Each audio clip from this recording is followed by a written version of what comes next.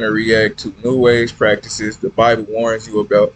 Have always tried to elevate themselves to God-like status. Idolatry was everywhere. Hi, everyone.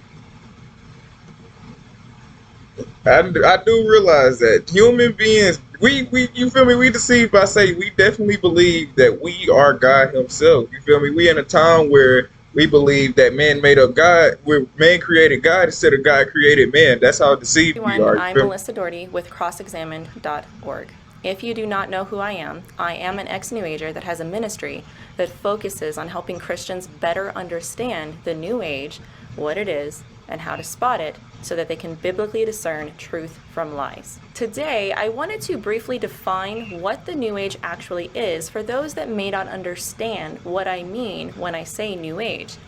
The term New Age wasn't exactly used until around the 1970s, but the teachings itself go back to early mankind. The belief follows that mankind has gone through a series of awakenings or enlightenment, and the movement looks forward to this world of love, acceptance, and light. So it evolves spiritually in that sense, and it's done through a lot of different practices and Basically, them people who be promoting this toxic positivity and always smile and always be happy. These type of people, man, and these my truth people, these people who don't believe in the truth anymore, and how you feel and that is reality and all of that bullshit. That's what this is. And I ain't gonna lie, I used to be a victim of it, but that was different crazy. ways. And a lot of it has to do with how humans think together as one human entity. It's basically a spiritual evolution, but it's not really new. In fact, it's better dubbed the Old Age rather than New Age because these teachings go back to the garden itself. The very essence of New Age is what Christians would call the serpent's lie. This is the first lie ever told to mankind, that you can be like God, that you are divine, and you Not only people, a lot of people believe that we are God. You feel me? Like that's what's crazy, man. Like that's the have to find craziest that inner thing, man. divinity and self-awakening within yourself to truly find who you are. These teachings and beliefs are nothing new for humanity. They have been around since the inception of time. Human beings have always tried to elevate themselves to God-like status. In fact, this was a big issue that God had in the Old Testament with the Israelites.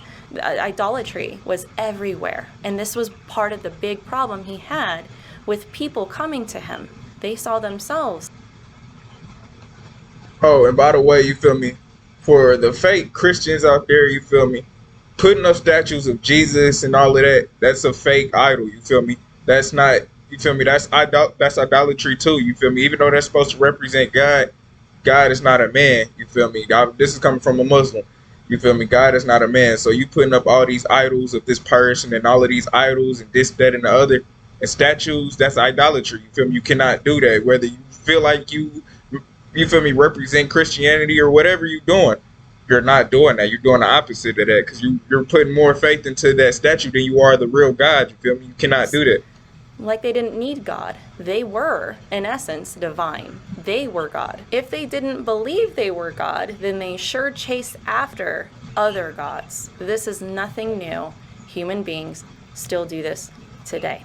Now, if you are unfamiliar or think you're unfamiliar with the New Age and its beliefs, I promise you, you're actually not. This is in our society and in our culture, integrated and somehow in many ways, like through tarot cards, psychic readings.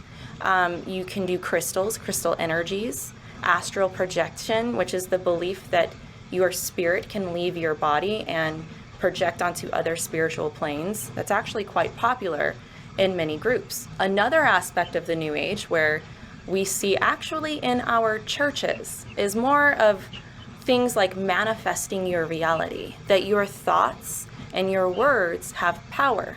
This is what I'm seeing coming into churches more and more, that with enough faith and belief you can actually manifest your own reality. Now, I submit.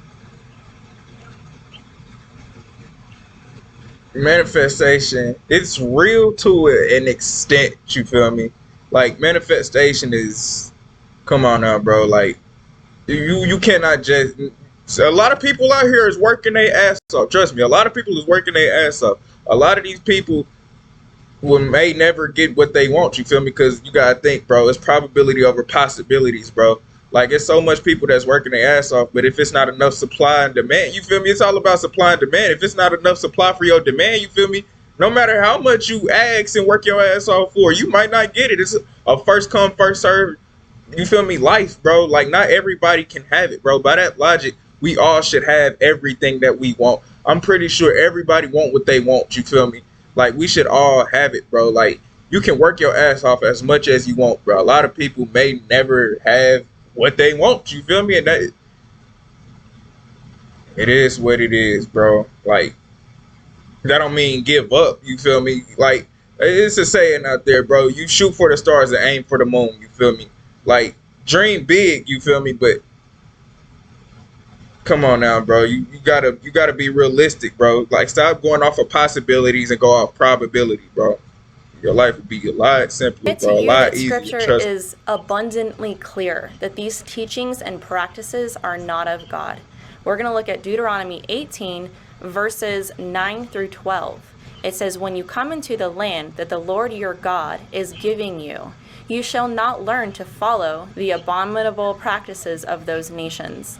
There shall not be found among you anyone who burns his son or daughter as an offering, anyone who practices divination, or tells fortunes, or interprets omens, or a sorcerer, or a charmer, or a medium, or a necromancer, or one who inquires of the dead. For whoever does these things is an abomination to the Lord, and because of these abominations, the Lord your God is driving them out before you." One of the biggest temptations with these New Age teachings is that we want to be our own God. We believe and are deceived into thinking that we have more power than we actually do. These teachings and practices are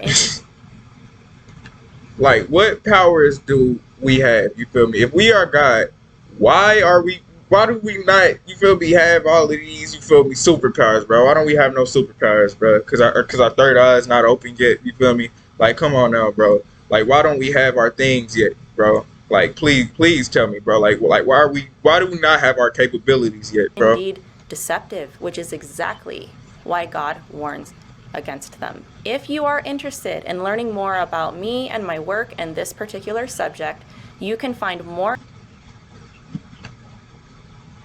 Okay, that's the end of the video, man. But my final thoughts is, man, this new age is very deceptive. It's deceiving. It's of the devil. You feel me? And it's just, you feel me? It's very crazy. You feel me? It causes a lot of people to be very narcissistic. People feel like they're God. You feel me? Like not they're a God. You feel me? Or a king or nothing. They feel like they are literally the divine one. That they are him. You feel me? And that's what the devil told Adam and Eve, you feel me, in the garden, you feel me? That you eat of this truth or you eat of this fruit, you'll have all the knowledge, you feel me? That's not true, bro. That's satanic, bro. Like that's very satanic, bro. God does not want that, man. But I'm gonna go ahead.